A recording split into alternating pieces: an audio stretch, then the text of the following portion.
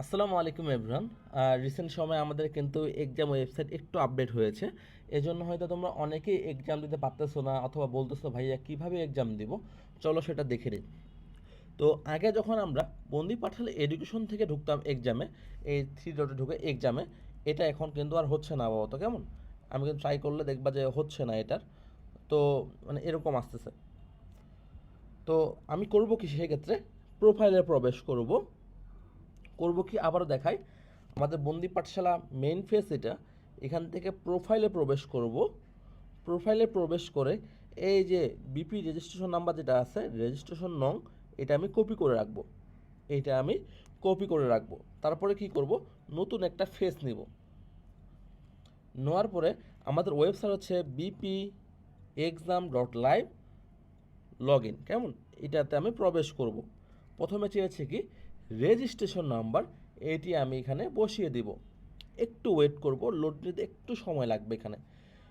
তোমার কোর্সটি সিলেক্ট করো। কেমন, তো আমি আমার কোর্সটি সিলেক্ট করব। আমি সিলেক্ট করে দেখাচ্ছি টার্গেট নার্সিং কোর্সটি।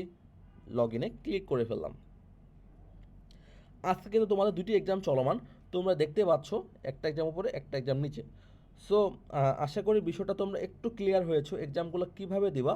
যদি আমি একটা এক্সাম তোমাদের স্টার্ট করে দেখাই, লোড নিতে একটু সময় নিচ্ছে।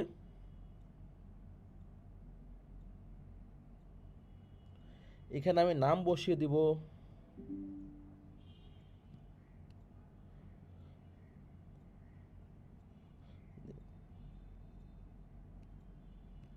তারপর হচ্ছে কন্টিনিউ টু এক্সাম। একটু সময় নেবে এখানে আবার। দেখতে পাচ্ছ আমাদের এক্সাম কিন্তু স্মুথ চলতেছে। দেখছি আমি একটাতে সাবমিট করে দিলাম তোমাদের। Exam completed. তো আশা করি তোমরা সকলে বুঝতে পেরেছো। আর হ্যাঁ, যদি কারো সমস্যা থেকে থাকে তাহলে আমি উপরে তোমাদেরকে এক্সাম টিমের একটি হোয়াটসঅ্যাপ নাম্বার দিব, তোমরা সেখানে কথা বলে তোমাদের সমাধানগুলো নিতে পারো। আশা করি তোমরা সকলে